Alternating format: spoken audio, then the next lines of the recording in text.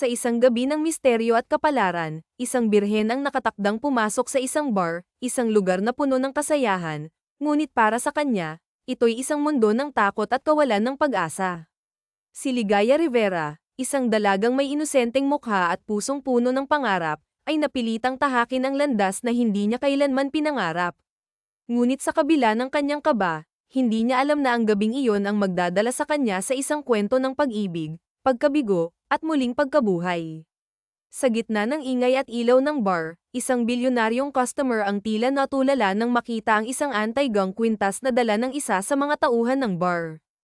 Ang kwintas na ito, na minsan niyang ibinigay sa kanyang kababata at unang pag-ibig, ay biglang bumalik sa kanyang buhay. Ito na nga ba ang matagal ko nang hinahanap, tanong niya sa sarili habang ang kanyang puso'y muling nabuhay sa alaala ng nakaraan. Ngunit ang mas mahalagang tanong ay, makikita ko pa kaya siya? At kung makita ko man, may natitira pa kayang pag-ibig sa aming mga puso? Mga kaibigan, samahan niyo kami sa isang kwento ng pag-ibig na puno ng misteryo at emosyon. Isang kwento na tiyak mag-iiwan ng marka sa inyong mga puso. Simulan na natin. Sabi nga nila, ang mundo ay umiikot sa pera. Kapag may pera ka, ikaw ay mahalaga. Madali mong mabibili ang hustisya, at para kang Diyos na sinasamba ng marami. Ngunit paano kung ikaw ay lumaki sa hirap? Paano kung ang tingin sa iyo ng lipunan ay mababa dahil lamang sa estado mo sa buhay? Ito ang realidad na kinakaharap ng marami, at ito rin ang kwento ni Ligaya. Sa maliit na silid kung saan siya nagmumuni-muni, ang kanyang mga matay puno ng luha habang tinitingnan ang kanyang refleksyon sa salamin. Sa kabila ng kanyang kagandahan, ang kanyang puso ay puno ng sakit. Hindi siya sanay maglagay ng kolorete, ngunit ngayong gabi, kailangan niyang gawin ito. Ito na ba ang buhay na nakalaan para sa akin? Tanong niya sa sarili. Hoy, Ligaya, ano bang tinutunganga mo dyan? Bilisan mo at baka nandoon na ang unang customer mo, sigaw ng kanyang tiyahin, na siyang nagpalaki sa kanya mula nang mawala ang kanyang mga magulang. Ang boses nito'y puno ng galit at kawalang pakialam. Tandaan mo, ako ang nagpalaki sa'yo. Panahon na para kumita ka para sa akin, dagdag pa nito. Opo, Chang, mahina niyang sagot habang pilit na pinipigilan ang pagpatak ng kanyang luha. Si Ligaya, na minsan ay puno ng pangarap, ngayon ay tila isang ibong nakakulong sa hawla ng kahirapan. Ngunit sa kabila ng lahat, hindi niya kayang sumuko.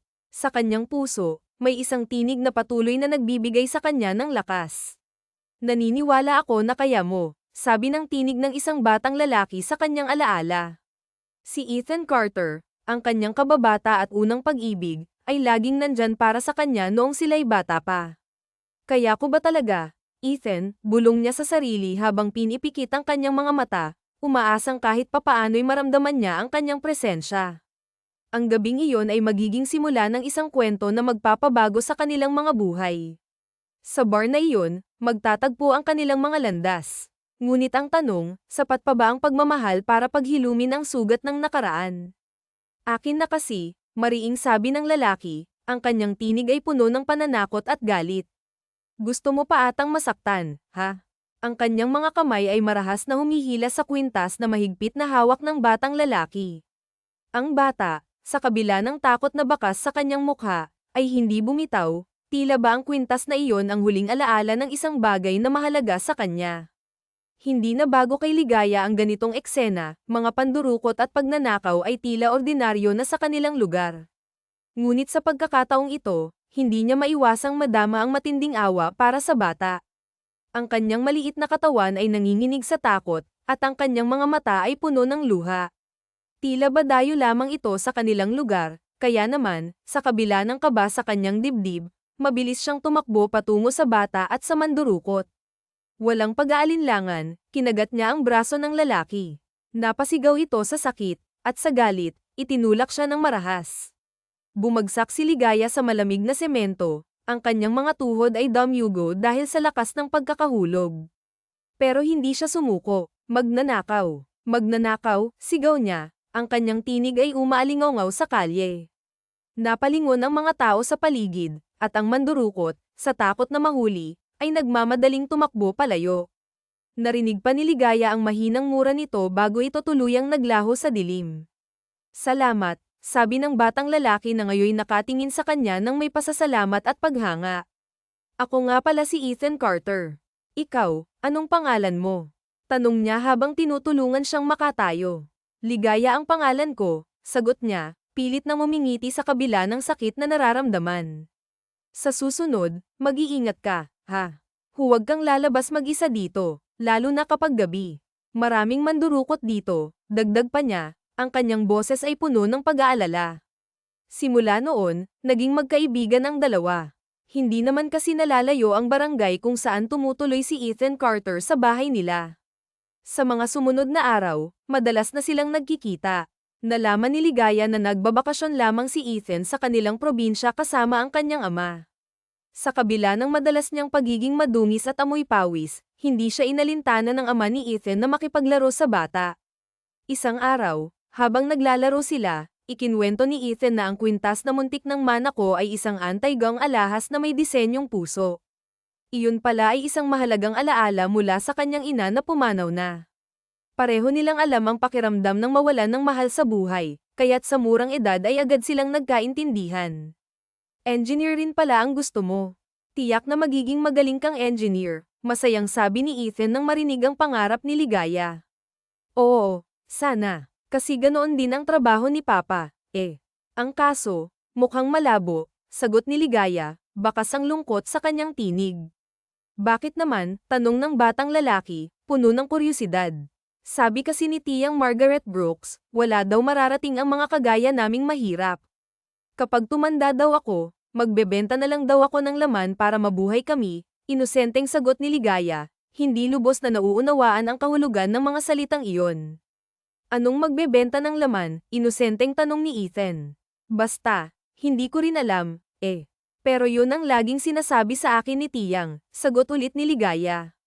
Basta, naniniwala ako sa'yo. Alam ko na kaya mo. Ikaw pa ba? Ang galing-galing mo kaya, sabi ni Ethan, ang kanyang ngiti ay nagbigay ng kaunting liwanag sa puso ni Ligaya. Ngunit ilang araw lang ang lumipas, bigla na lang naglaho si Ethan. Hindi na siya muling nakita ni Ligaya. Sobrang lungkot ang naramdaman niya, pakiramdam niya ay muli siyang nawalan ng kakampi. Ngunit dala-dala niya hanggang sa paglaki ang mga magagandang sinabi ni Ethan sa kanya. Sa kabila ng hirap, pinilit niyang magpatuloy. Ang batang si Ethan Carter ang unang nagtiwala at naniwala sa kanya. Siya rin ang nagbigay ng lakas ng loob kay Ligaya na abutin ang kanyang mga pangarap. May bumili na rito, tsaka hindi mo afford ang presyo nito. Sabi ng tiyahin niya, ang boses ay puno ng yabang at kawalang respeto. Ang kanyang mga mata ay tila nagliliwanag sa kasakiman habang tinitingnan ang lalaking kausap. Wala pang isang segundo, mahigpit siyang hinailan nito papunta sa likod ng bar. Sa sobrang panghihina at takot, wala siyang nagawa kundi sumunod na lamang, kahit pa ang bawat hakbang niya ay tila papalapit sa isang bangin. Margaret Brooks, kanina pa naghihintay ang customer mo. Dalian mo na, sabi ng isang babaeng nakasalubong nila. Ang tono nito ay tila may halong panunuya, ngunit hindi iyon alintana ng tiyahin niya. Sa halip, mas lalo pa itong nagmadali, hinayla siya papasok sa isang silid na tila ba may itinatagong mga lihim na hindi dapat makita ng iba. Sir, magandang gabi po, bungad ng tiyahin niya, ang boses ay nag-iba, naging mas maamo, mas mapanlinlang. Pasensya na at medyo natagalan kami. Pero tingnan nyo naman, sir. Sobrang ganda, hindi po ba? Maputi at makinis ang balat, malusog ang dibdib, at higit sa lahat, birhen na birhen. Sure ako dyan, sir, kasi pamangkin ko ito, eh. No boyfriend since birth. Tinext ko na sa inyo ang presyo kanina, sir. Jackpot na jackpot kayo dito kasi kayo ang pinakaunang customer niya. Dugtong pa nito, ang bawat salita ay parang kutsilyong tumatarak sa puso ni Ligaya. Mariin niyang ipinikit ang kanyang mga mata habang naririnig ang bawat salita ng tiyahin niya. Nang inig ang gilid ng kanyang mga labi, pilit na pinipigilan ang mga luhang nagbabadyang bumagsak. Gusto niyang sumigaw, gusto niyang tumakas, ngunit nananatili siyang tahimik dahil sa takot. Takot na baka kung ano pa ang magawa ng tiyahin niya sa kanya kapag nagkataon. I'll take her for a month, narinig niyang sabi ng isang lalaking may baritonong boses. Napalingon siya. At sa kanyang paglingon, nakita niya ang isang lalaking hindi niya inaasahan. Sa halip na isang matandang may malaking tiyan na madalas niyang naiisip, ang lalaki ay gwapo, parang artista sa telebisyon. Ngunit kahit pa ganoon, hindi maalis ang kaba sa kanyang dibdib. Hindi niya kilala ang lalaki, at hindi niya alam kung ano ang mangyayari sa kanya. Isang buwan po, tanong ng kanyang tiyahin, halatang nagulat ngunit hindi maitago ang kasakiman sa kanyang boses. Yup, meaning, sa akin lang siya ng isang buwan. Bawal siyang tumanggap ng kahit na sinong customer, sagot ng lalaki, ang boses ay malamig ngunit puno ng kumpiyansa. Napalunok si Ligaya, ang kanyang lalamunan ay tila natutuyo sa sobrang takot. But I don't have cash now. Do you accept cards or checks? Tanong pa ng lalaki, tila ba walang pakialam sa laki ng halagang kailangang bayaran. Check po, sir. Check, sagot ng tiyahin niya, ang mga mata nito ay nagliliwanag sa tuwa. Habang pinipirmahan ng lalaki ang tseke, naramdaman ni Ligaya ang lalim ng titig nito sa kanya. Tila ba sinusuri nito ang bawat bahagi ng kanyang pagkatao. Agad niyang iniwas ang kanyang tingin, ngunit hindi niya mapigilan ang sunod-sunod na paglunok ng laway dala ng kaba. So, sa akin ka muna ng isang buwan, sabi ng lalaki matapos pirmahan ang tseke. You might want to say goodbye to your tita for the meantime. Isang buwan mo siyang hindi makakasama, dagdag pa nito, ang tono ay parang isang utos. Napalingon siya sa tiyahin niya, umaasa ng kahit kaunting awa o pag-unawa. Ngunit wala siyang nakita. Ang tiyahin niya ay abala sa paghawak ng tseke, tila ba walang pakialam kung ano ang mangyayari sa kanya. Hindi pa rin siya makapaniwala na kaya siyang ibenta ng tiyahin niya ng ganoon na lamang. Let's go, sabi ng lalaki. Ang boses ay malamig ngunit may halong lamang. Wala na siyang nagawa kundi sumunod, ang kanyang mga paa ay mabigat, parang may mga tanikala. Nang ipasok ng lalaki ang sasakyan sa harap ng isang napakalaking bahay, hindi niya mapigil ang mapang-angga. Hindi ito bahay, isa itong mansyon. Let's get inside, sabi ng lalaki, nakangiti. Tumango siya, ngunit ang kaba sa kanyang dibdib ay hindi nawawala. Hindi niya magawang tanungin ang pangalan nito o kung ano ang balak nito sa kanya. Ang kanyang isip ay puno ng takot at pangamba. Pagkapasok nila sa bahay, sinalubong sila ng katahimikan. Napakaganda ng loob ng mansyon, ngunit tila ba may lungkot na bumabalot dito.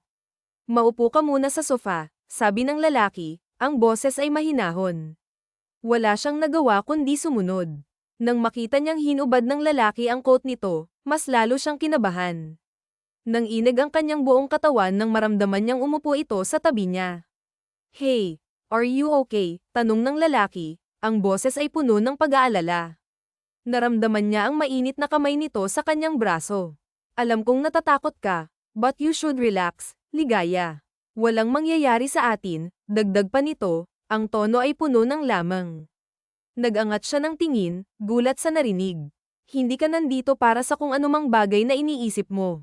Okay, I just need someone to talk to, sabi ng lalaki. Po, talaga po, sir, tanong niya, hindi makapaniwala. Just call me Ethan Carter, sagot nito, ang ngiti ay tila nagpapakalma sa kanya. You know, I grew up without having so much friends. Kaya siguro naging ganito ako. Weird ba? Gumastos pa ako ng malaki para lang may makausap, sabi nito, ang tono ay may halong lungkot. Sa wakas, bahagya siyang napangiti. Hindi po kayo weird, sir. Naiintindihan ko po, sagot niya, ang boses ay mas kalmado na. Napansin niya ang banayad ng ngiti sa labi ng lalaki, tila ba natutuwa ito sa kanya.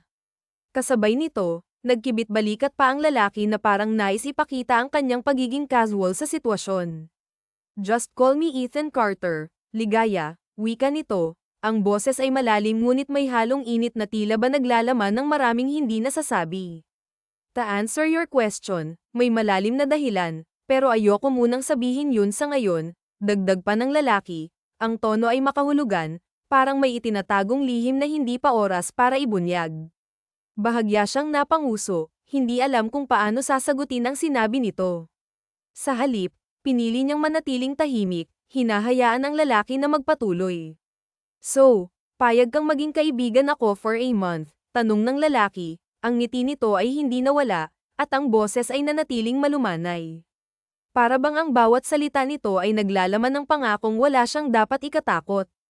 As if naman po na may choice ako, Nabayaran niyo na po si Tiyang, sagot niya. Ang tono ay may halong biro, ngunit sa ilalim nito ay naroon ang katotohanang hindi niya may kaila. Mahina ulit na natawa ang lalaki. Ang tunog ng tawa nito ay tila musika sa kanyang tenga, nakakapawi ng bahagya sa kanyang kaba. I'm not that heartless, Ligaya. Bukas ang pinto para sa'yo. Kung hindi mo ako gustong maging kaibigan, pwede ka nang bumalik sa tiyahin mo, sabi ng lalaki. Ang boses ay mababa ngunit puno ng sinseridad.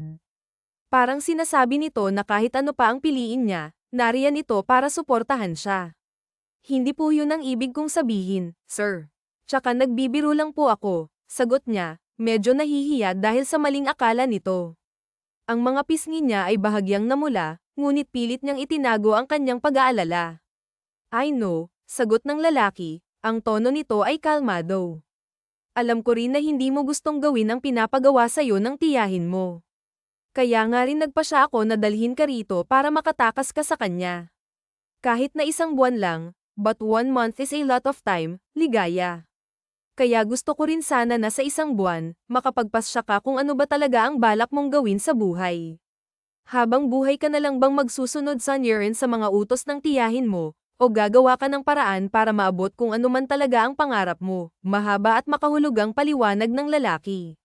Napatitig siya sa lalaki, ang kanyang dibdib ay tila ba piniga ng mga sinabi nito. Hindi niya may kaila na may katotohanan ang mga salita nito, mga katotohanang matagal na niyang tinatanggihan sa kanyang sarili. Wala rin naman po kasi akong ibang mapupuntahan kung sakali, at saka si Tiyang na lang po ang nag-iisang pamilya ko eh. Kahit na papaano po ay malaki pa rin ang utang na loob ko sa kanya dahil kinupkop niya ako noong mawala ang mga magulang ko, sagot niya. Ang boses ay mababa, halos pabulong, ngunit puno ng emosyon. Wala ka bang ibang mapapasukang trabaho? I mean, pwede mo naman siyang matulungan financially na hindi pumapayag na ibenta ka na niya sa iba. Tanong ng lalaki, ang tono nito ay puno ng pag-aalala. Napailing siya, ang kanyang mga mata ay nagmistulang salamin ng kanyang kawalang pag-asa. Gusto kasi ni Tiyang yung money. At kung saan sa tingin niya mas malaki ang kikitain niya kaagad, doon siya. Nagtatrabaho ako dati sa isang fast food at binibigay ko sa kanya lahat ng sahod ko, kasi nga mula pagkabata lagi na nga niyang sinasabi na magbenta na lang daw ako ng laman at yun ang bagay na kinatatakutan kong mangyari, pero hindi pa rin sapat sa kanya. Kaya yun, pinase niya ako at pinilit na heto, ibenta na lang, may halong pandulumong dagdag pa niya. Then, hindi siya mabuting tao kung ganun. Kahit pa sabihin natin na siya na lang ang nag-iisang pamilya mo, kaya ang tanong dito, siya ba, pamilya talaga ang turing sa'yo? Base kasi sa mga narinig ko mula sa'yo, sa tingin ko ay hindi, sagot ulit ng lalaki, ang boses nito ay malamig ngunit puno ng katotohanan. Natahimik siya, ang mga salita ng lalaki ay tumama sa kanya ng diretso, parang isang sibat na tumagos sa kanyang puso. Matagal na niyang nararamdaman iyon, ngunit ngayon lang niya narinig mula sa iba. Sa tingin niyo po ba kaya kung magsimula ulit na mag-isa kapag umalis na ako sa poder ni Tiyang, mahina ang boses na tanong niya, ang kanyang mga mata ay puno ng takot ngunit may bahagyang pag-asa. Naniniwala ako sa'yo. Naniniwala ako na kaya mo. Alam ko na kaya mo, walang pag-aalinlangang sagot ng lalaki, ang boses nito ay puno ng kumpiyansa na tila ba ito ang mismong lakas na kailangan niya. Nagulat siya, ang kanyang puso ay bahagyang lumuwag, at sa unang pagkakataon, naramdaman niya ang bahagyang liwanag sa gitna ng kanyang madilim na mundo. Napangiti siya, at sa ngiting iyon ay naroon ang konting pag-asa na baka nga may tsansa pa siyang magbago. Sa mga sumunod na araw, naramdaman ni Ligaya ang kakaibang kapayapaan sa bahay ni Ethan Carter. Ang lalaki ay laging nagpapakita ng kabutihan sa kanya, at kahit naabala ito sa trabaho, hindi nito nakakalimutan na kumustahin siya tuwing gabi. Sa bawat pag-uusap nila, mas lalo niyang nakikilala ang lalim ng pagkatao nito, isang taong may mabuting puso at sinseridad na bihira niyang makita sa iba. Magandang umaga. Nagluto na ako ng almusal, nakangiting sabi ni Ligaya isang umaga nang makita niyang bumaba na ang lalaki mula sa ikalawang palapag. Ang kanyang ngiti ay puno ng pagmamalaki habang itinuturo ang hapagkainan. Wow naman, inispoil mo na ako, biro ni Ethan Carter.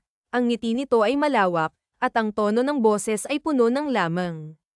Napalunok si Ligaya, hindi maipaliwanag ang bahagyang kilig na naramdaman niya. Palabiro ka talaga. Ang mabuti pa, umupo ka na lang rito at kumain bago ka pumasok sa trabaho. Gagawan din kita ng kape, sagot niya. Ang boses ay malumanay, ngunit ang kanyang mga mata ay puno ng kasiyahan. Sa bawat araw na lumilipas, mas lalo niyang nararamdaman na hindi siya nag-iisa. Sa piling ni Ethan Carter, natutunan niyang muling mangarap at umasa na may mas maliwanag na bukas na naghihintay sa kanya. Anyways, hindi ako papasok sa trabaho ngayon. Wala naman akong masyadong mga gagawin sa opisina kaya nag-decide ako na mag-day off na muna. Ikaw ba, may balak ka hanggang gawin ngayong araw? Mahabang wika pa nga ng lalaki bago nagsimula sa pagkain. Wala naman, dito lang sa bahay maghapon, malumanay nga na sagot ni Ligaya. If that's the case, gusto mo bang mamasyal tayo ng mall? Tanong ng lalaki at bahagya ulit siyang nakadama ng gulat kahit panormal na pagtatanong lang yun. Hindi niya alam pero ang una niyang naisip ay inaaya siya nitong mag-date. Pakiramdam tuloy niya na babaliw na nga siya kasi binibigyan niya ng meaning ang mga bagay na hindi naman dapat. Ano naman ang gagawin natin sa mall? Mababa ang boses at may halong kaning tanong naman niya. Kahit na ano. Pwede tayong manood ng sine tapos kumain tayo sa labas. Pagkatapos ay mag-grocery na rin tayo lalo na't mukhang paubos na ang stock sa mini pantry at ref, sagot naman ng lalaki. At saka alam ko na may mga kailangan kang bilhin for personal use like napkin, maybe, dagdag pa nga ng lalaki kaya agad nga siyang napaubo. Hindi kasi inakala ni Ligaya na maririnig niya yun mula rito. Ano bang gamit mo? Yung with wings o wala? Teka. Ano bang difference nun guys? Ang tanong pa nga ng lalaki. Sunod-sunod pa nga na napaubo ang ginawa ni Ligaya. Agad pa nga niyang naramdaman ang pag-iinit ng magkabilang pisngi niya dahil doon. Grabe namang tanong yan, tsaka kumakain tayo. Ano bang klaseng topic yan? Wika na nga lamang ni Ligaya kaya mahina na lang na natawa si Ethan Carter. Pasensya na, it doesn't mean anything. I mean, curious lang ako kung ano ang difference ng dalawa. Pero mag-mall tayo mamaya ha. Medyo matagal na rin kasi akong hindi nakakapagliwaliw dahil sa dami ng trabahong ginagawa at since nagpasya ako na mag-day off ngayon, might as well susulitin ko na, malumanay ang boses na saad nito. Tipid namang ngumiti si Ligaya bago tumango. Ikaw ang bahala, wala rin naman akong gagawin dito eh. Ang tanging naisagot na nga lamang niya. Ano ba normally ang ginagawa mo rito kapag wala ako? Tanong pa nga ng lalaki. Minsan nanonood ng TV, minsan naman nagbabasa ng mga libro sa mini library, pero madalas inaabala ko ang sarili ko sa mga gawaing bahay. Nililinisan ko yung mga pansin ko na medyo marumi na o kaya may agyo, sagot nga ng babae kaya marahang tumango si Ethan Carter. Gusto ko lang malaman mo na hindi kita pinagbabawalang umalis o lumabas ng bahay, okay? Like what I've said before, bukas ang pinto para sa'yo. I mean, it literally. Baka lang kasi naiisip mo na hindi ka pwedeng lumabas at naiinip ka na rito pero hindi ka lang nagsasabi. Mahinahong saad naman ni Ethan Carter. Okay lang naman ako rito at sa laki ng bahay, hindi naman ako naiinip, sagot na nga lang ulit niya. Sabi pa nga nito, tsaka gastos pa yun, sayang yung maiipon ko sana. Tumango ang lalaki, gusto mo bang kumuha ako ng kasambahay? I mean, para lang may gumawa ng mga gawaing bahay, hindi mo naman kasi trabaho yan. Tsaka parang may kasama at nakakakwentuhan ka pa rin dito, mababa ang boses na wika ng lalaki. Hindi na, madali lang namang gawin ang mga gawaing bahay eh. Kayang-kaya ko na yun, tsaka masyado ng malaki ang ginastos mo sa akin. Dun palang sobra na akong nagpapasalamat dahil pansamantala akong nakatakas sa tiyahin ko. Sa ganitong paraan lang ang alam kong gawin para kahit papaano makabawi ako sa'yo. Tsaka pasensya ka na ha kung medyo malaki yung siningil ng tiyahin ko, mukhang pera kasi talaga yon eh, mahabang sagot nga ni Ligaya. Pero sa totoo lang ay ayaw sabihin sa kanya ni Ethan Carter kung magkano ang binayaran niya sa tiyahin nito, pero tiyak siya na malaki yon. Pansamantala, you mean may balak ka pa ring bumalik sa tiyahin mo pagkatapos ng isang buwan? Nakakunot ang noon na tanong ng lalaki kaya saglit siyang natigilan. Sa totoo lang hindi ko rin alam. Hindi pa ako nakakapagdesisyon kung ano ang gagawin ko, mababa ang boses na sagot naman niya. Bahagya pa nga siyang nakadama ng pait kasi mula nung gabing ibenta siya ng tiyahin niya ay hanggang ngayon hindi pa rin ito nagpaparamdam sa kanya na hindi nga ito nag-text man lang para tanungin ang kalagayan niya o kumustahin siya. Ang huling naaalala niya ay ang malawak nitong ngiti at nagniningning nitong mga mata habang titig na titig sa tseke na binayad ni Ethan Carter sa kanya. I can always give you a much more decent job, ligaya, kapag natapos ang isang buwan. Pwede ka ring pansamantalang manatili pa rito habang hindi ka pa nakakakuha ng sarili mong apartment o habang nag-iipon ka pa. I mean, alam ko na hindi kita dapat pangunahan sa mga desisyon mo pero nag-aalala lang naman ako sa'yo. Hindi ko gusto na gawin mo ang isang bagay na hindi mo naman gustong gawin, puno ng sinseridad na wika ng lalaki na siyang nagpangiti sa kanya. Alam ko naman yun kaya nga sobrang thankful ako sa'yo, malumanay na sagot nga niya. Hindi pa talaga tayo magkakilala pero dahil sa kabutihan mo, pakiramdam ko matagal na tayong magkaibigan.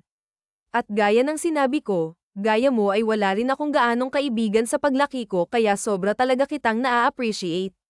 Masaya ako na makilala at maging kaibigan ka, mahaba at puno ng sinseridad na dagdag pa nga nito. Hindi ba talaga, nakangiti at makahulugang tanong naman ng lalaki sa kanya. Ha, ano pong ibig niyong sabihin, nalilitong tanong naman ng babae. Mahina ulit na natawa si Ethan Carter bago nagkibit balikat. Masaya rin ako na naging magkaibigan tayo, ang tanging sagot na nga lamang nito. Kaya sa huli ay bahagya na nga lang siyang napanguso at hindi na nagtanong kahit pa ang totoo ang pakiramdam niya ay merong hindi sinasabi si Ethan Carter sa kanya. Nagpatuloy pa sila sa kwentuhan habang kumakain ng agahan. Nang matapos ay si Ligaya na nga rin ang nagligpit at naglinis ng mga pinagkainan tapos ay dumiretso na nga siya sa silid na pansamantalang tinutuluyan para maligo sa banyo na nasa loob nun. Nang matapos ay muli siyang bumalik sa sala at agad niyang nakita si Ethan Carter na prenteng nakaupo sa sofa habang hinihintay siya. Ready? Nakangiting tanong pa nga ng lalaki sa kanya nang makita niya ito kaya marahan na lang siyang tumango. Hindi naman na sila nag-aksaya pa ng oras na bumiyahe papunta sa pinakamalapit na mall. 9:00 ng umaga yun nang makarating sila. Gaya ng sinabi ni Ethan Carter sa kanya kanina habang kumakain sila ng agahan, agad silang dumiretso sa cinema para mamili ng mapapanood. Anong gusto mong panoorin? Tanong sa kanya ng lalaki habang nakatayo sila sa harap ng listahan ng mga showing na pelikula. Okay lang naman sa akin kahit na ano, basta huwag lang horror kasi medyo matatakotin ako, sagot nga niya kaya mahinang natawa ang lalaki. Sayang, horror pa naman ang gusto ko. I mean, para kapag natakot ka pwede mong hawakan ang kamay ko. May halong panghahara na wika nga ni Ethan Carter kaya agad na naman siyang nakadama ng kilig at pamumula ng pisngi. Ito na lang kaya, tanong pa nga ng lalaki.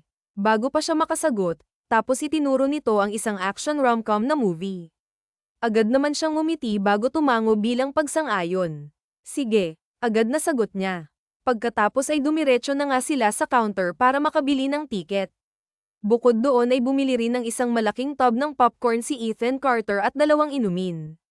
Nang naglalakad na nga sila papunta sa cinema ay pansin niya ang maraming kababaihan na napapalingon sa gawin nila. At alam niya na dahil yun sa kasama niyang lalaki na sobrang gwapo talaga. Gaya ng sinabi niya ay mukha itong artista kaya hindi nakakapagtakang agad pansin talaga ang kagwapuhan nito. Mukhang may lahing Amerikano si Ethan Carter pero hindi niya alam at hindi siya sigurado. Yun na rin marahil ang dahilan kung bakit sobrang ganang loob niya sa lalaki dahil may medyo naaalala nga niya ang kanyang kaibigang si Ethan Carter dati. Tapos tila ba medyo magkalapit pa ang pangalan nila. Baka naman matuno ako sa Katie titig mo niyan ha. Bigla siyang bumalik sa realidad nang sabihin niya ni Ethan Carter habang naglalakad sila. Sa kanya napagtantong titig na titig nga siya rito. Iniisip ko lang kung may lahi ba kayong Amerikano, pagdadahilan naman niya. Pure-blooded Pinoy ako, nakangiting sagot naman ang lalaki kaya muli siyang napatango. Pero kung sa isa ang tinutukoy mo, papasang pang-Amerikano ta, dagdag pa ng lalaki. Saglit siyang natigilan kasi medyo nalito nga siya sa sinabi nito. Hindi niya agad nakuha ang biro pero nang mapagtanto kung ano ang ibig nitong sabihin ay gulat nga siyang napalingon dito na nanlalaki pa ang mga mata. Agad namang natawa ng mahina si Ethan Carter nang makita ang reaksyon niya. Ang height ko ang ibig kong sabihin, so don't look at me like that. Ikaw anong iniisip mo? May halong pangaasar na wika pa nga ng lalaki kaya nag-iwas na lamang siya ng tingin dala ng labis na hiyang nararamdaman. Wala kaya akong ibang iniisip, agad na depensa naman niya kaya muli na nga lang natawa ang lalaki. Nang makapasok na nga sila sa sinahan ilang sandali pa ay nagsimula na ang pelikula. Hindi pa rin talaga siya makapaniwala na nangyayari ito ngayon. Ayaw man niyang isipin pero pakiramdam talaga niya ay nagde-date sila ni Ethan Carter at ang ideyang yun ay para siyang dinadala sa alapaap, sobrang nakakakilig sa parte niya. Kaya naman sa buong oras na nanunood sila ng sine ay wala siyang maintindihan na pinapanood nila ang focus kasi niya ay nasa gwapong lalaki sa tabi niya. Nang araw na yun ay nila ang maghapon nila sa pamamasyal sa mall at pakiramdam din nila ay mas lalo pa silang napalapit at mas nakilala ang isa't isa dahil sa dami ng mga bagay na napagkwentuhan nila tungkol sa buhay ng isa't isa parang sila yung magkaibigan na matagal nang magkakilala at ngayon lamang nag-cut up.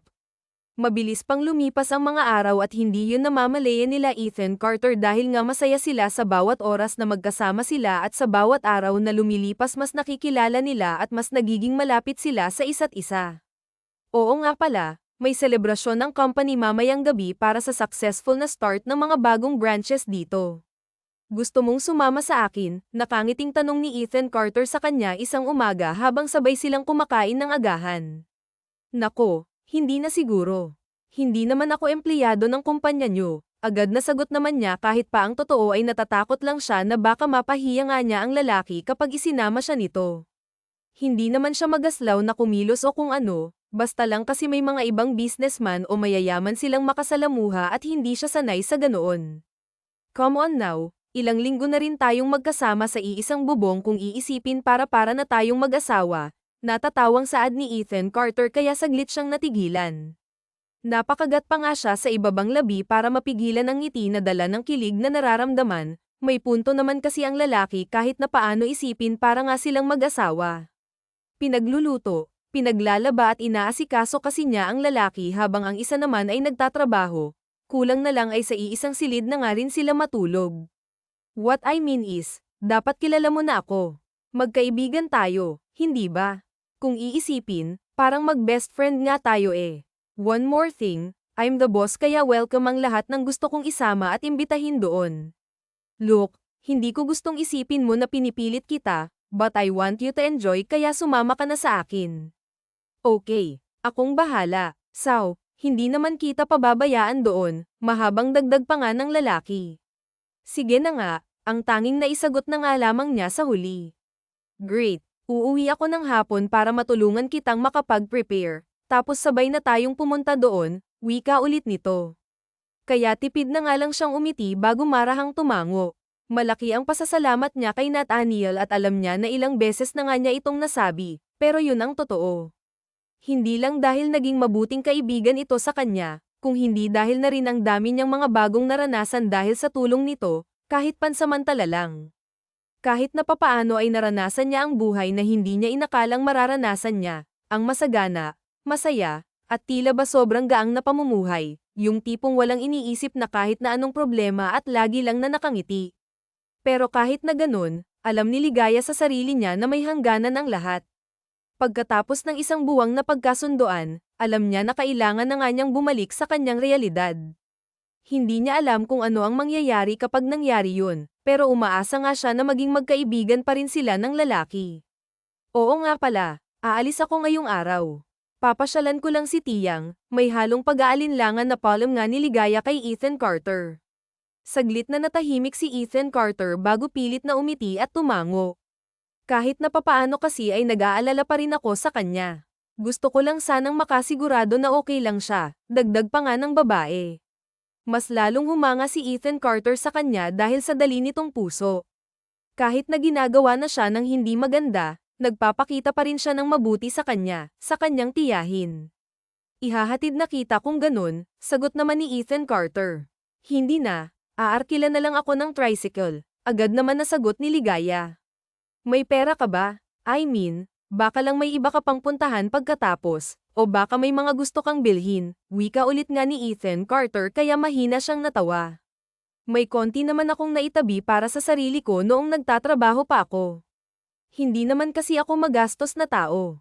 Alam kong nag-aalala ka kaya salamat, pero okay lang talaga ako, nakangiti at malumanay naman na sagot niya. Bahagya pang kumunat ang noo niya nang marinig na napabuntong hining ang lalaki. Bakit? Bakit may problema ba? Tanong pa nga niya rito. Hindi. Wala. Sagot ng lalaki. Naisip ko lang na sobrang buti mo talagang tao. Imagine, kahit pa hindi naging maganda ang pakikitungo sa'yo ng tiyahin mo, at kahit pa nagawa ka niyang ibenta sa ibang tao para sa pansarili niyang interes, iniisip mo pa rin siya at nag-aalala ka pa rin sa kanya, mahabang saad pa nga nito.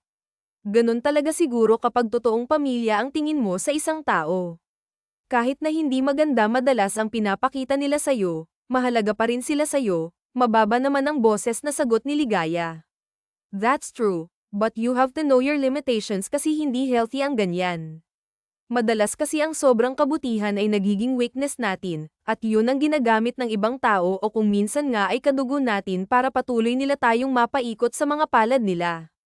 Hindi ko sinsasabi to kasi gusto kong magalit ka sa tiyahin mo dahil sa mga ginawa niya sa'yo. Ang gusto ko lang sabihin ay minsan okay lang na mag-set ng boundary sa mga tao na hindi healthy sa buhay natin.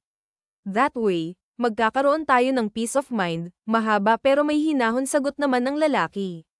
Tipid na lang ulit ng umiti si Ligaya dahil sa narinig. Alam naman kasi niya sa sarili na tama ang lalaki, pero hindi ba niya maintindihan ang sarili niya? Kahit pa alam niya ang tama, hindi talaga niya maiwasang isipin ang tiyahin at mag-alala pa nga rin dito. Nagpatuloy pa nga sila sa pagkain ng agahan, at nang matapos ay nagpahinga na nga lang saglit ang lalaki bago nagpaalam sa kanya na aalis na siya. Naman ay naglinis lang ng bahay saglit bago nagpa siyang gumayak na rin para nga mapuntahan ang kanyang tiyahin. Pagkadating nga niya sa maliit nilang bahay ay wala ito. Ang una niyang inisip ay nasa kapitbahay nila ito na may pasugalan, at hindi nga siya nagkamali. Naabutan kasi niya itong nagsusugal habang may bote ng alak sa harap nito. Hindi na bago sa kanya ang ganito dahil nga literal na bisyo naman talaga ang tiyahin niyang si Margaret Brooks Bugaw. Ligaya, long time no see ah. Balita ko mayaman ka na, agad na wika ng isang kapitbahay na unang nakakita sa kanya. Dahil doon ay agad na napalingon sa kanya ang kanyang tiyahing si Margaret Brooks. Oh, bakit nandito ka? Wala pang isang buwan ah. Nagsawa na sa'yo ang customer mo, agad na bungad sa kanya ng tiyahin kaya napangiwi nga siya. Hintayin mo ako sa bahay at tatapusin ko lang saglit, wika ulit nito kaya hindi na nga siya nakasagot pa. Sa huli ay napabuntong hininga na nga lamang siya at nagpas siyang magpunta na nga lang sa bahay nila at doon maghintay. Pagkaraan naman ng ilang minuto ay dumating na nga ang kanyang tiyahin. May pera ka ba dyan? Binigyan ka ba niya ng tip? Halatang mayaman tapos ang gwapo pa, swerte mo sa unang customer mo, sunod-sunod pa nga nased ng tiyahin ng babae. Pinasyalan ko lang po kayo para kumustahin, catch ang mababa ang boses na saad nga ni Ligaya. Nako, wala akong pera. Ano, ikukuha na ba kita ng bagong customer mamaya? Kung may pera ka dyan, pahingi naman pangtong its lang, wika pa nga nito kaya napangiwi na naman siya. Mariin pa nga siyang napapikit. Hindi man lang siya nito kinumusta, tiyang. Kahit na minsan po ba, tinuring niyo akong pamilya, mahinahong tanong nga niya dahilan kung kaya't gulat na napalingon nga sa kanya ang tiyahin. Anong klaseng tanong ba yan ha? Umagang-umaga nagdadrama ka. Tigil-tigilan mo nga ako't ilang araw akong natatalo sa sugal, baka masamain ka sa akin, saad pa nga ng tiyahin. Maapait na nga lamang na napangiti si Ligaya dahil sa narinig kaya sa huli nagpa siya na nga lang siyang tumayo. Na mukhang okay naman po kayo rito. Babalik na po ako sa bahay ni Sir Ethan Carter. Nagpaalam lang po talaga ako sa kanya na papasyalan at kukumustahin kayo, saad na nga lamang niya. Ayaw kasi niyang magsayang ng enerhiya na makipagtalo rito kasi alam niya na kahit pailabas niya ngayon ng lahat ng sama ng loob na nararamdaman at dinadala niya, wala rin namang mangyayari. Sa huli ay i-validate lang din ng kanyang tiyahin ng nararamdaman niya at sasabihing drama. Mag-iwan ka ng pera para may pangkain ako ng tanghalian, dagdagan mo na rin ang panglibang ko ng tong-its, wika nga ng tiyahin. Nanginginig ang mga lami at nagpipigil ng luha na binuksan na nga lamang ng babae ang dalang bag. Naglabas na nga lamang ng 200. Pasensya na po, ito lang ang pera ko. Pamasahe ko na lang po pabalik yung natitirang cent, mahinahong wika nga niya. Ano ba yan, galingan mo naman kasi ang performance mo, nang bigyan ka ng malaking tip. Baka puro kwartihan lang ang pinapakita mo sa kanya. Akitin mo rin at perahan, huwag puro ganda lang ang gamitin pati utak mo, okay, saad pa nga ng tiyahin niya. Agad siyang nakadama ng labis na inis sa galit pero pinigilan pa rin niya ang sarili na magsalita kasi hindi nga niya gusto na sumagot dito. Kung may naituro man sa kanya ang mga magulang niya, kahit pa maagang mawala ang mga ito sa kanya, yun ang huwag mawala ng respeto sa kahit na sino. Aalis na po ako sagot na nga lamang ni Ligaya ng mailapag na nga sa maliit na lamisita ang dalawang nagmamadali nang umalis si Ligaya at nagpas siyang bumalik nang na nga sa bahay ni Ethan Carter. Sobrang sakit talaga sa parte niya na hindi man lang siya kinumusta ng tiyahin at pera kaagad ang binungad nito sa kanya. Ganun pa man ay hirap na hirap pa rin siyang itapon talikuran at iwan ito dahil nga pamilya pa rin talaga ang turing niya rito sangga na kung sangga pero ganun talaga ang nararamdaman niya. Sa araw na yun ay nagpa siya nga si Ligayang abalahin na nga lamang ang sarili sa panonood ng telebisyon o kung hindi kaya ay pagbabasa ng mga libro sa mini library gaya ng mga nakasanayan na niyang gawin sa bahay ng lalaki sa ilang linggong pananatili rito. Pagdating naman ng hapon gaya ng sinabi ni Ethan Carter ay umuwi na nga ito at inaya na nga siya nito kaagad na umalis. Bahagyang napanguso si Ligaya pagkaraan ng ilang sandali nang makitang ipinarada din ni Ethan Carter ang sasakyan sa harap ng isang butik. PS Wardrobe ang pangalan nun. Nang makapasok na nga siya ay agad silang sinalubong ng isang nakangiti at magandang babae. This is Isabella Knight, my friend, and Isabella Knight, si Ligaya, nakangiting pagpapakilala pa nga ni Ethan Carter. Hi, I'm pleased to meet you, masayang wika naman ng babae sa kanya. Isabella Knight, ikaw nang bahala sa kanya, saad ulit ni Ethan Carter.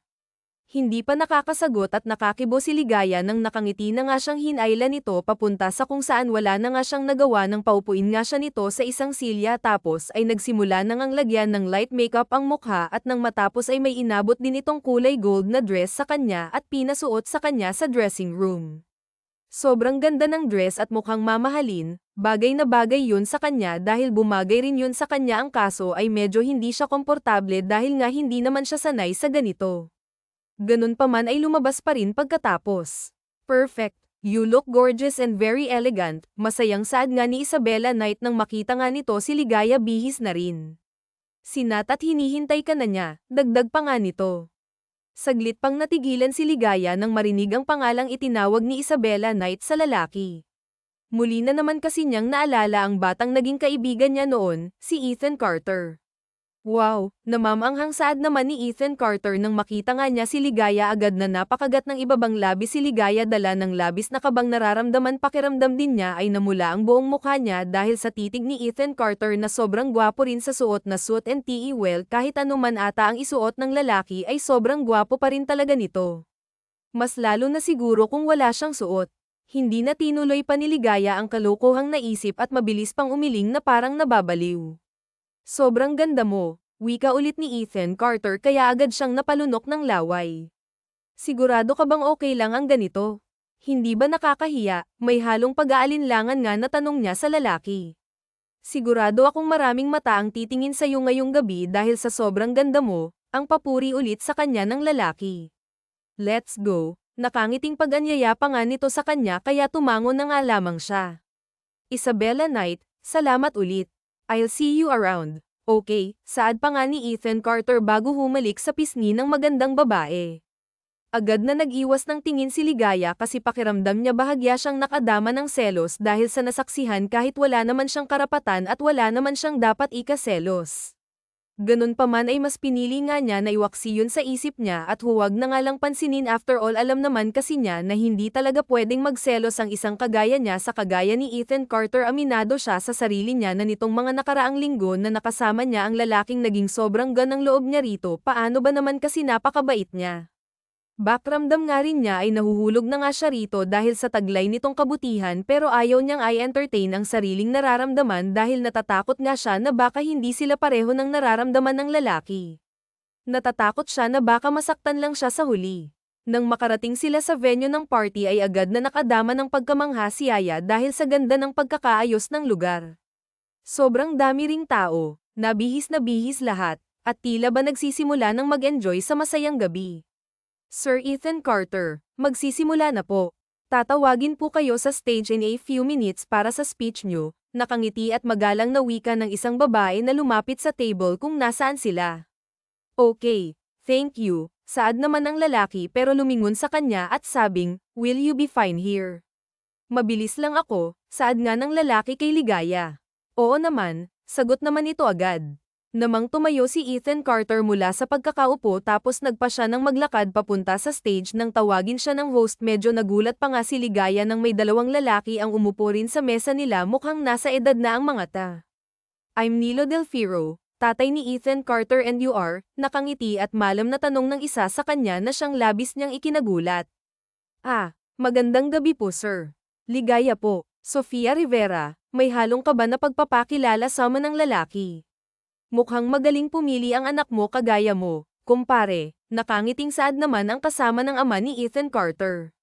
"I'm Victor Reed. Connected ka ba sa mga Fausto na nagmamay-ari ng hotels and restaurants na sa CES?" Tanong pa nga nito. Umiling naman si Ligaya kaagad. "Nako, hindi po sir." Mababa ang boses na tanong niya.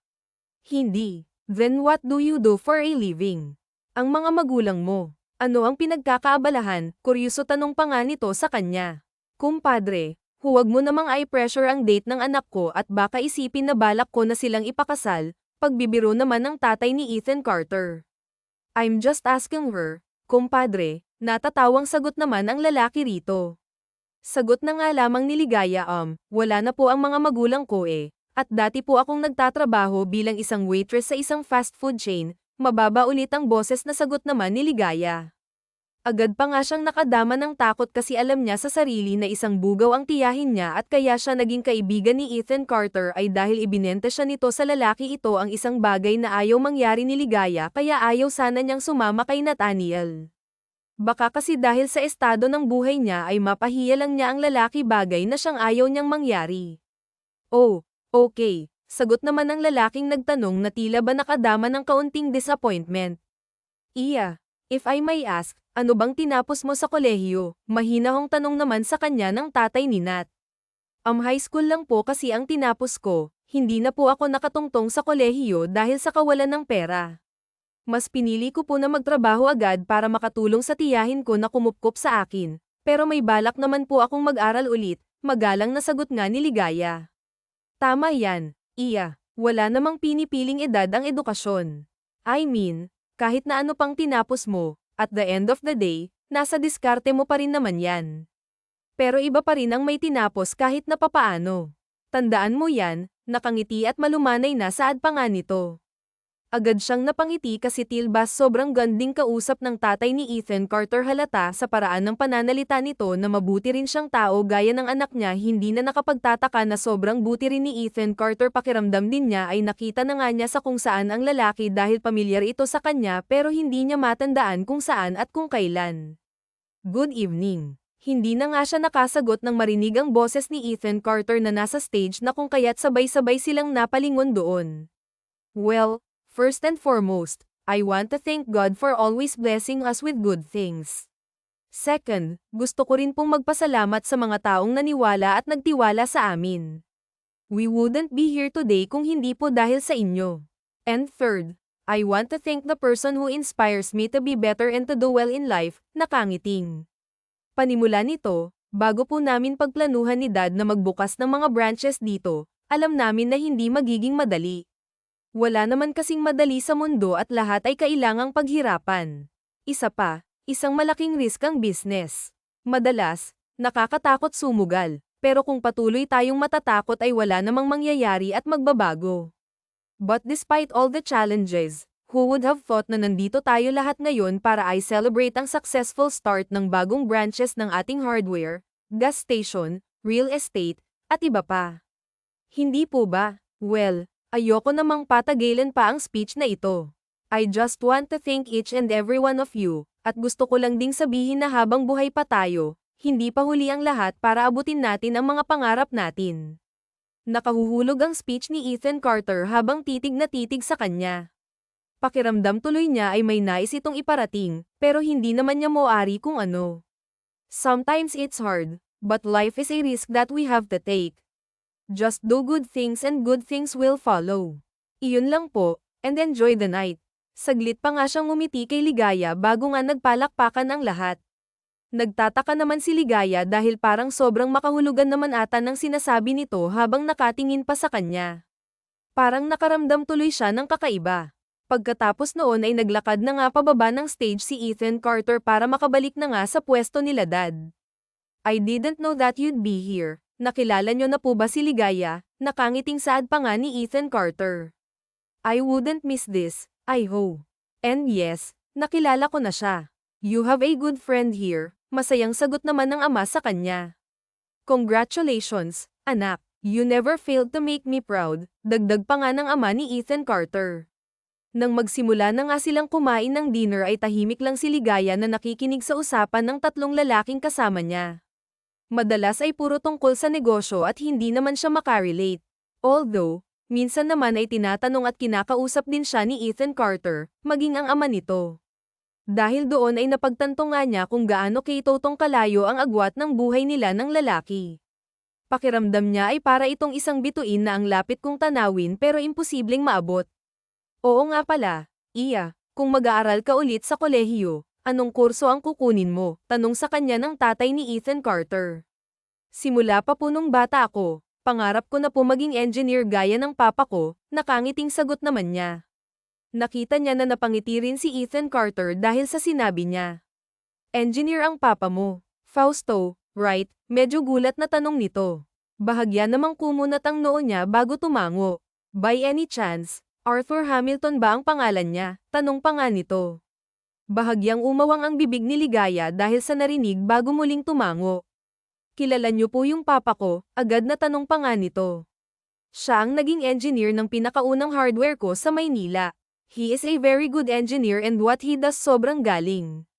Gusto ko nga sana noon na siya ulit ang maging engineer sa mga ibang branches na itatayo ko pa, pero nagpasya nga siya na mag-settle dito sa probinsya dahil nga buntis na raw ang asawa niya at ayaw niyang lumalayo palagi, malumanay nga na pagkukwento nito. Agad na napangiti si Ligaya dahil sa narinig. Kahit na papaano ay nakadama nga siya ng labis na saya na makarinig ng magandang bagay tungkol sa papa niya. A few years ago, nalaman ko na nawala nga sila ng asawa niya dahil sa isang car accident. I didn't realize until now na ikaw pala ang anak niya. I'm sorry about what happened to your parents, Iya. I can only imagine how hard it is for you to experience all that at an early age. Yung taon na nawala ang mga magulang mo, iyon din ang taon na nawala ang mama ni Ethan Carter dahil sa sakit na brain tumor. Siguro ay may dahilan kung bakit pinagtagpo kayo ng tadhana at masaya ako na makilala ka rin ngayon, nakangiti at malumanay na dagdag pa nga nito. Ano nga pala ang nangyari doon sa truck driver na nakabunggo sa sinasakyan nila? Tanong pa nga ng ama ni Ethan Carter. Ang natatandaan ko pong sinabi ni Tiyang, nakulong daw po eh. Lasing daw po kasi, pero wala na po sa akin ang mga nangyari noon. Naniniwala po kasi ako na may rason kung bakit nangyayari ang mga bagay. Siguro kaya po naranasan ko ang mga ganoon nung bata pa ako kasi mas hinuhubog pa po ako ng Panginoon, kasi gusto niya akong maging malakas sa murang edad, kasi baka may mas maganda po siyang plano para sa akin, mahinahong sagot naman ni Ligaya. Saglit pa nga siyang napalingon kay Ethan Carter na nakangiti pa rin habang titig na titig sa mukha niya. May problema ba? Mababa ang boses na tanong niya sa lalaki. Ah, hindi. Wala. Hindi ko lang maiwasang hindi mapatitig sa'yo habang nagsasalita ka. Bakit ba sobrang ganda mo? Sagot naman ni Ethan Carter sa kanya. Mahinang natawa ang tatay ni Ethan Carter na parang natutuwa sa kanila at kinikilig pa. Siya naman ay nag-iwas na lang ng tingin para maitago ang pamumula ng kanyang mukha. Pero aminado nga si Ligaya na sobra na naman siyang kinilig dahil sa sinabi ni Ethan Carter. Lumipas pa ang mga araw at huling linggo na ng isang buwang pinag-usapan at pananatili ni Ligaya sa bahay ni Ethan Carter. Ayaw man niyang aminin, alam niya sa kanyang sarili na sa mga araw na kasama niya ito ay tuluyan nang nahulog ang loob niya sa lalaki. Sa totoo lang ay hindi pa rin siya desidido kung ano ang dapat at tamang gawin pagkatapos ng isang buwan. Kahit pa sinabi ni Ethan Carter sa kanya na welcome pa rin siyang manatili pansamantala sa bahay nito kung ayaw na nga niyang bumalik sa tiyahin niya, nahihiya pa rin siya sa lalaki dahil nga sobra na ang naitulong nito sa kanya. Hey, are you okay? Mahinahong tanong sa kanya ng lalaki ng gabi habang nakatambay siya sa balkonahe at nagpapahangin. Saglit naman siyang lumingon dito bago tipid na ngumiti at tumango. Oo, Nagpapahangin lang. Hindi kasi ako makatulog eh. Mababa ang boses na sagot naman niya. Pagkatapos ay muli nga niyang ibinalik ang mga mata sa kalangitan na puno ng makikislap na mga bituin. Hindi rin ako makatulog, sagot naman ng lalaki. Honestly speaking, iniisip ko na patapos na ang isang buwan. Iniisip ko kung ano ang magiging desisyon mo, dagdag pa nga ni Ethan Carter na siyang labis na ikinagulat ni Ligaya. Muli siyang napalingon sa lalaki dahil doon at agad na nagtama ang kanilang mga mata na nauwi sa matamang titigan. Totoo kaya na kapag nawala ang isang tao, nagiging bituin ito, mababa ang boses na tanong ni Ligaya kay Ethan Carter. Kumunat naman ang noo ng lalaki dahil medyo nalito siya sa narinig. Sobrang imposible kong iisipin, pero gusto kong maniwala doon. Kasi sa ganoong paraan, naiisip ko na malapit lang sa akin ang mga magulang ko at ginagabayan pa rin nila ako. Kahit na papaano, nakakahanap ako ng comfort sa ganoon, mahinahong dagdag pa nga niya. Mahal na mahal ni Papa si Tiyang kasi maaga rin silang naulila at lumaki silang dalawa na magkasama. Sa tingin mo ba, magagalit sila sa akin kung iiwan ko na si Tiyang? May halong panlulumo tanong pa nga ni Ligaya. Sagot naman ni Ethan Carter, kung nasaan man ang mga magulang mo, alam ko na hindi sila masaya sa gustong mangyari sa'yo ng tiyahin mo at mas gugustuhin nila na iwan mo na siya, sagot naman ng lalaki. Kaya tipid ulit siyang napangiti. Alam mo, sa totoo lang, natatakot lang naman talaga ako na maging mag-isa sa buhay. Kaya rin siguro hirap akong magdesisyon sa kung ano ang gagawin ko. Kaya kahit na hindi maganda ang mga ginagawa ni Tiyang, hindi ko pa rin siya maiwan kasi kahit na papaano ay may natatawag akong pamilya. Sino ba namang hindi matatakot na maging mag-isa sa buhay, hindi ba? Pagsasabi nga niya ng totoo. Hindi ka naman nag-iisa. Kasama mo ako, seryosong sagot ng lalaki habang titig na titig pa rin sa kanya. Agad na napalunok ng laway si Ligaya dahil pakiramdam niya ay dinadala siya sa ibang dimensyon ng lalim ng titig ng lalaki. Gusto niyang mag-iwas ng tingin pero hindi niya magawa. Gulat na gulat siya nang mas lumapit sa kanya si Ethan Carter. Para rin siyang nagugat sa kinatatayuan niya na hindi makagalaw. Ilang sandali pa ay marahang yumuko ang lalaki at gamit nga nito ang boses na tila nang aakit, "I've been wanting this for days now, Ligaya. I'm sorry but I can no longer hold myself back." Hirap na hirap ang boses na saad nito bago siya nito dinampian ng halik sa labi. Mahinang napasinghap si Ligaya nang maramdaman ang malambot na labi ng lalaki. Bahagya pang umawang ang bibig niya dahilan kung kaya't mas nabigyan si Ethan Carter ng pagkakataon na mas halikan pa siya hanggang sa mahanap na nga lang niya ang sarili niya na hinahalikan din ng lalaki pabalik. Isang mainit at malalim na halik ang pinagsaluhan nila habang ang preskong hangin ay niyayakap ang kanilang mga palat. Nang maputol ang halik ay tila ba umakyat ang lahat ng dugo ni Ligaya. Agad siyang nakadama ng labis na hiya at hindi na nga niya magawang tumingin pa ng diretso sa lalaki. Tandaan mo na nandito lang ako lagi para sa'yo, Ligaya. Hindi ka nag-iisa, kasama mo ako sa lahat, puno ng lamang at sinseridad na saad pa nga ng lalaki. Muli na namang napangiti si Ligaya bago marahang tumango. Salamat, pero, medyo late na rin kasi. Matulog na tayo. Puno ng kaba at pautal-yutal na saad niya bago nagmamadali at patakbong pumasok sa loob. Narinig pa nga niya na mahinang natawa si Ethan Carter sa naging reaksyon niya. Pagkapasok ni Ligaya sa kwartong tinutuluyan niya ay agad niyang sinara ang pinto at sumandal pa nga sa likod noon habang hawak ang dibdib na sobrang lakas at bilis ng kabog. Muntik pa nga siyang mapatalon sa gulat nang biglang kumatok si Ethan Carter sa nakasarang pinto. Gusto ko lang sabihin na ang tamis ng labi mo at sobrang cute mo kapag namumula ang mukha mo at nahihiya ka. Good night, Ligaya. Puno ng lamang at may halong panghaharas na saad ni Ethan Carter mula sa nakasarang pinto. Para namang baliw si Ligaya na napakagat sa ibabang labi habang pigil na pigil ang pagngiti.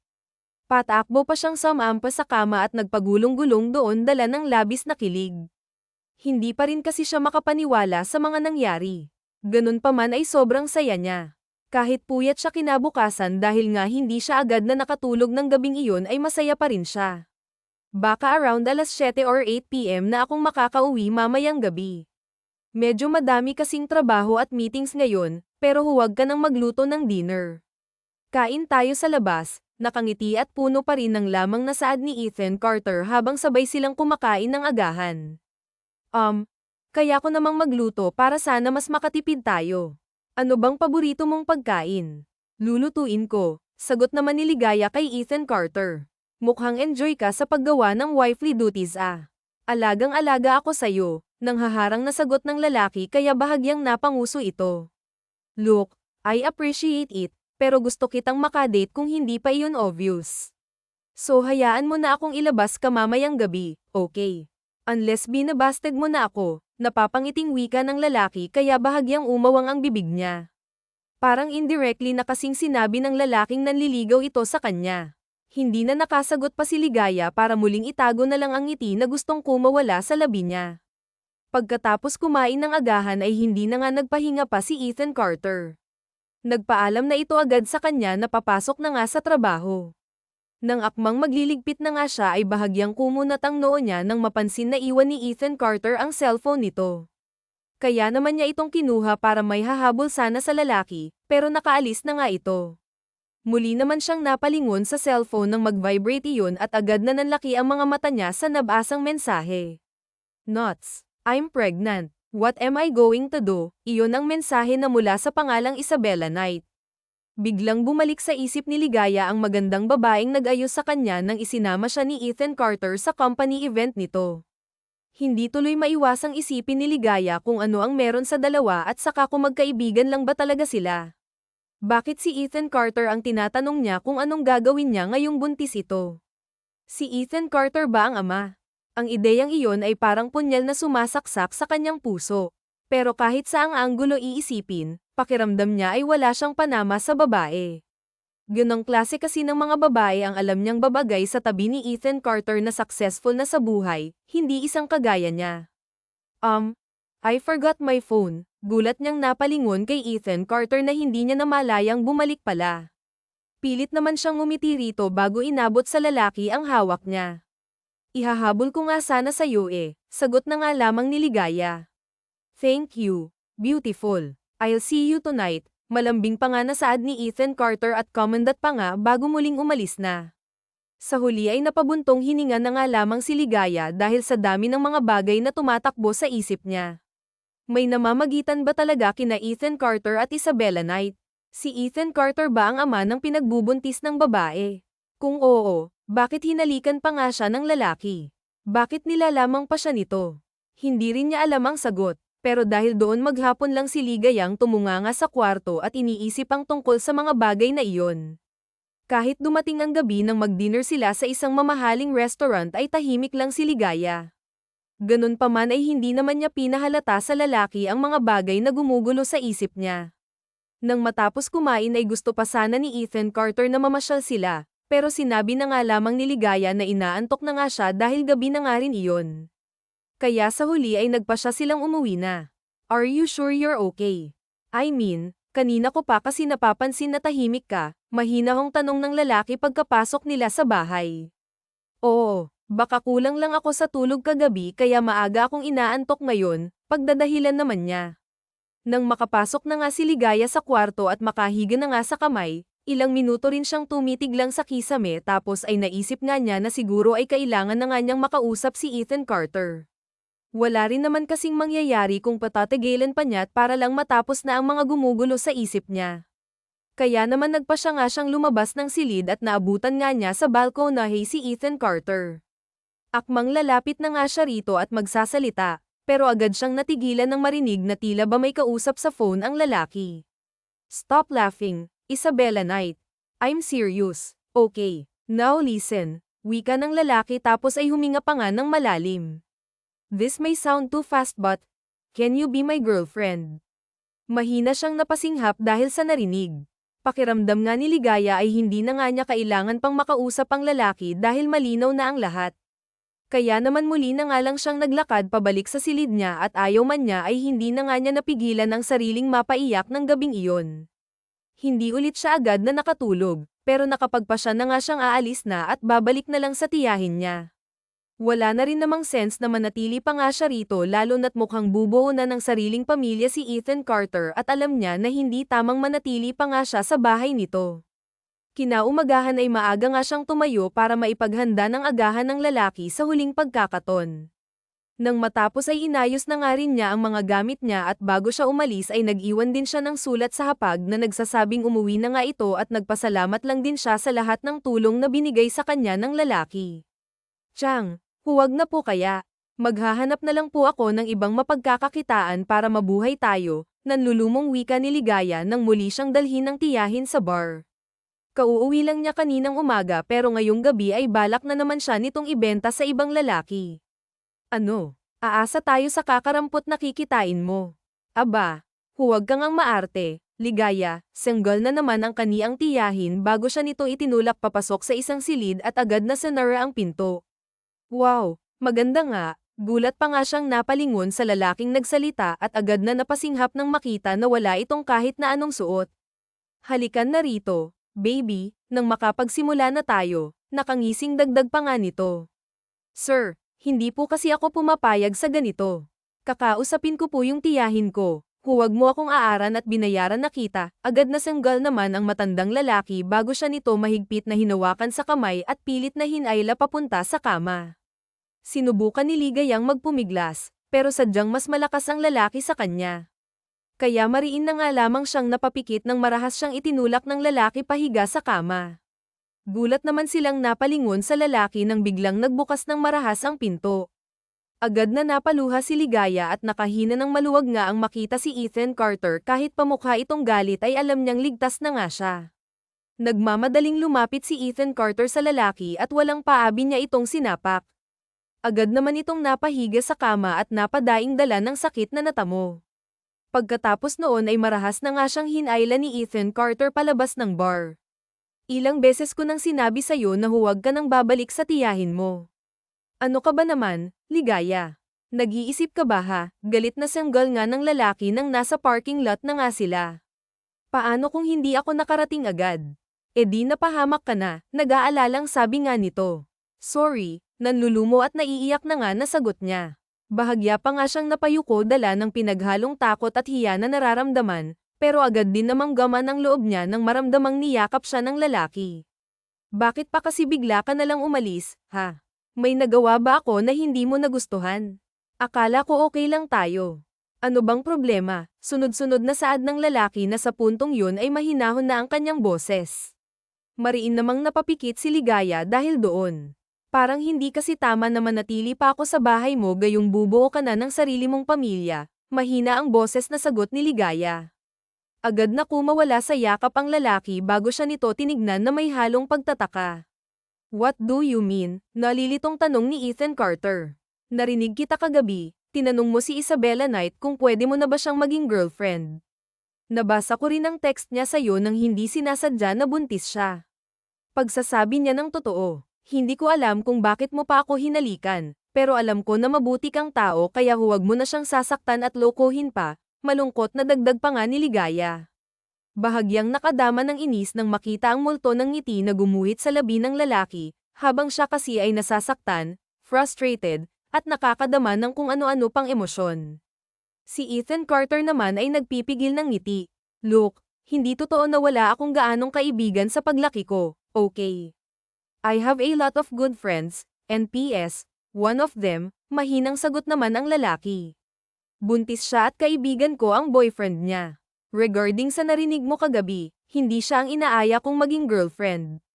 I was asking for her advice at nagpa-practice kami. Kunwari ay ikaw ang tinatanong ko habang kausap ko siya. Hindi ko kasi alam kung paano ka tatanungin para maging girlfriend na kita ng tuluyan, paliwanag naman ng lalaki kaya literal siyang napanganga. Hindi pa siya nakakasagot nang bigla na lang may inilabas ang lalaki mula sa bulsa nito. Muli na naman siyang napanganga nang makita ang isang pamilyar na kwintas. Do you remember this? Tanong pa nga ng lalaki sa kanya. Yun ang anti-gang, Kay, na pagmamayari ng kaibigan niyang si Ethan Carter.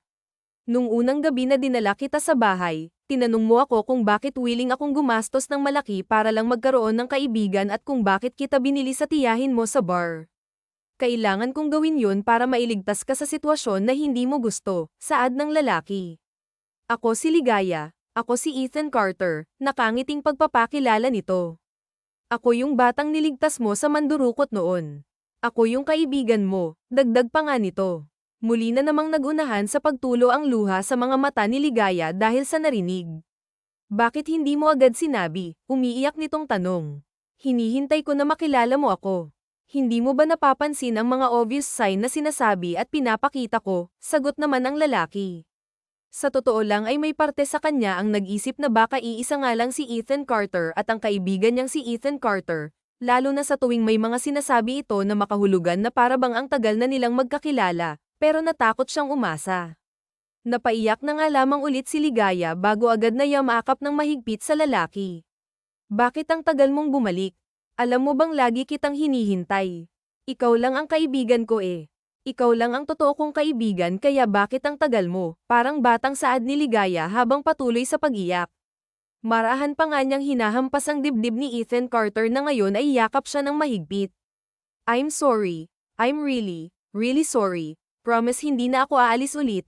Bulong naman ng lalaki habang marahang hinaplos ang likod niya na tila pinapatahan siya. Huwag ka nang aalis, please. Huwag mo na akong iiwan ulit. Nakakatakot mabuhay na walang kakampi kaya huwag mo na akong iiwan. Please, patuloy nga sa pagluha na bulong ni Ligaya. Agad namang nakadama ng labis na awa si Ethan Carter sa kaibigan, pero kahit na papaano ay parang may kung anong mainit na bagay ang humaplos sa kanyang puso dahil alam niyang pinagkakatiwalaan siya nito. Nang gabing iyon ay napag-usapan at naayos nila ang lahat ng misunderstandings at formal na ring sinabi ni Ethan Carter na manliligaw nga raw siya kay Ligaya. Paano mo pala nalaman na nandoon ako sa bar? Nakakunot noong ang tanong ni Ligaya sa lalaki. Sa puntong yun ay nasa bahay na nga sila ni Ethan Carter. Sobrang dami kong kailangang gawin ngayong araw kaya hindi kita agad napuntahan, pero pagkatapos sa trabaho, dumiretso agad ako sa inyo. Wala kayo nang tiyahin mo doon kaya ang una kong naisip ay ang bar at tama nga ako, paliwanag ng lalaki. I don't want to be selfish, Ligaya, but I'm sorry sa puntong ito, hindi na ako papayag na umuwi ka pa sa tiyahin mo. Hindi ka naaalis sa poder at paningin ko, maliwanag ba? Ayokong mapahamak ka at gamitin ka lang niya, dagdag pa nga ng lalaki. Bahagya naman siyang napanguso kasi hindi niya alam ang isasagot niya. Sorry ulit kung hindi ako agad na nagpakilala sa'yo, ha? At sorry kung hindi man lang ako nakapagpaalam na aalis noong mga bata pa tayo. Nung nasa tamang edad na ako, I became very busy trying to prove myself to other people kaya hindi rin kita agad na balikan. Kaya nang malaman ko ang balak ng tita mo, hindi na ako nagdalawang isip na gumawa ng aksyon, mahabang dagdag pa nga nito. Marami pa silang mga napag-usapan. Naging emosyonal man ay naging maayos din naman ang lahat sa huli. Kinabukasan, habang sabay silang kumakain ng agahan ay nakatanggap ng tawag si Ligaya mula sa hindi pamilyar na numero. Nang sagutin niya yon ay nalaman niya na mula yun sa police station. Sinabi nila sa kanya na nakakulong daw ang tiyahin nito dahil sa pagiging bugaw. Bukod doon ay dahil na rin daw sa pinagbabawal na gamot. Siyempre, sobrang nagulat si Ligaya sa narinig. Pero nagpasya pa rin siya na puntahan ito at sinamahan naman siya ni Ethan Carter. Gawan mo ng paraan, Ligaya. Hindi ako pwedeng magtagal dito. Piyansahan mo ako, giit ng tiyahin niya nang kaharap na nga nila ito. Noon bailable po ang human trafficking sa pagkakaalam ko at isa po yun sa mga kaso nyo, mahinahong sagot naman ni Ethan Carter. Aba, wala akong pakialam. Kailangan kong makalabas dito, sanggal naman ito. Tiya, mahinahong saad naman ni Ligaya. Sobra po akong nagpapasalamat kasi kinupkop niyo ako nang mawala ang mga magulang ko. Kahit na ni minsan hindi ko po naramdaman na pamilya ang turing niyo sa akin, masaya pa rin po ako kasi nagkaroon pa rin po ako ng pamilya dahil sa inyo. Pero, tiya, kung nandito po si Papa, sa tingin niyo po ba matutuwa siya sa mga gusto niyong ipagawa sa akin? Sa tingin niyo po ba matutuwa siya sa mga ginagawa niyo, emosyonal na saad nito? Tigilan mo ako sa mga drama mo, Ligaya, ha? Gumawa ka ng paraan para makalabas ako dito, muling giit ng tiyahin niya kaya naman mariin na lang na napapikit si Ligaya para pigilan ang luha sa pagtulo. Kahit anong gawin niya, hindi niya mapalambot ang tiyahin niya. Tiya, gusto ko pong magsimula ulit sa buhay. Gusto ko po na may marating ako, gusto ko po na matupad ang mga pangarap ko. Hindi yung magbebenta po ako ng laman para sa pera gaya ng gusto niyong gawin ko. Pasensya na po kung wala akong magagawa para mailabas kayo rito, mariing saad na nga nila. Wala kang gagawin. Wala kang utang na loob. Sana pala hindi nakita kinupkop noon. Wala kang kwenta, sigaw nito sa kanya. Aalagaan ko po siya at sa pananatili niyo po rito sana ay may mga natutunan kayo at matututunan pa kapag nakalaya na po kayo at nagbago. Hindi po kami magdadalawang isip na tanggapin at tulungan kayo, wika naman ni Ethan Carter. Mga walang kwenta. Bahala kayo sa mga buhay niyo, galit na sigaw pa nga ng tiyahin ng babae bago padubog na tumayo at iniwan na sila. Nang makaalis na nga ito ay saka muling napaiyak si Ligaya. Sa totoo lang, sobrang bigat nito sa puso niya. Masakit at mahirap sa kanyang ganito, pero wala naman siyang magagawa at tumasa na nga lamang siya na magbabagong buhay rito ang tiyahin niya dahil gaya ng sinabi ni Ethan Carter kapag nakalaya na nga ito ay hindi naman siya magdadalawang isip na tulungan at tanggapin ito. Sa mga sumunod na araw ay nagpatuloy naman sa panliligaw si Ethan Carter kay Ligaya. Pumayag siya na pansamantalang tumuloy sa bahay ni Ethan Carter tapos ay humanap nga siya ng mapapasukang part-time job at nag-enroll sa kolehiyo. Todo suporta naman si Ethan Carter sa kanya kasi gaya niya ay gusto rin ng lalaking maabot niya ang mga pangarap niya. At syempre, hindi naman na pinatagal pa ni Ligaya ang panliligaw sa kanya ng lalaki dahil pagkaraan lang ng ilang linggo sinagot na nga niya ito. Bakit ba siya mag-iinarte?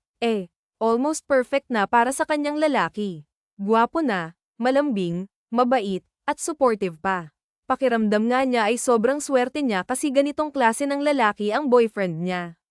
Mabilis na lumipas ang 5 taon at sa kasalukuyan ay may isang anak na nga sina Ethan Carter at Ligaya na mag-iisang taong gulang na. 25 years old si Ligaya nang makapagtapos siya sa kolehiyo at si Ethan Carter ang sumama sa kanya sa stage para tanggapin ang diploma niya. Nang araw ding yon ay nagulat siya nang lumuhad sa harap niya si Ethan Carter at inaya na nga siya nitong magpakasal. Nahihiya man dahil sa dami ng taong nanunood ay hindi pa rin siya nagdalawang isip na pumayag. Pagkalipas ng 1 buwang preparasyon, pagkatapos noon ay kinasal na nga sila. Hindi pa siya tuluyang nagiging engineer gaya ng pangarap niya. Nakabuo na nga sila ng panganay si Baby Lucas Green. Pero okay lang kay Ligaya yon at least ay may degree na siya. Bukod doon, kung dati ang pangarap niya ay maging engineer, ngayon naman ang pangarap niya ay maging mabuting asawa kay Ethan Carter at maging mabuting ina sa anak at mga magiging anak pa nila. Sa totoo lang, hindi naging madali ang lahat sa mahigit 5 taong relasyon nila. Gaya kasi ng ibang relasyon ay dumadaan din sila sa mga pagsubok. Pero wala naman silang hindi kinakaya. Ang tiyahin naman ni Ligaya na si Margaret Brooks ay nakakulong pa rin. Pinapasyalan naman nila ito sa tuwing may pagkakataon at sa ilang taong nasa kulungan nito ay tila ba marami itong aral sa buhay na natutunan. May isang pagkakataon kasi na umiiyak ito sa harap ni Ligaya at paulit-ulit na humingi ng sorry sa mga bagay na nagawa niya rito. Masaya naman siya dahil sa nangyari at umaasa rin siya na dumating ang araw na mabigyan ito ng parol at makalaya na para makasama na rin nila ito. Naging maayos at masaya naman ang lahat at sa tingin nila ay wala na nga silang mahihiling pa. Simple man ang naging kwento, tiyak naman nakakapupukaw ito ng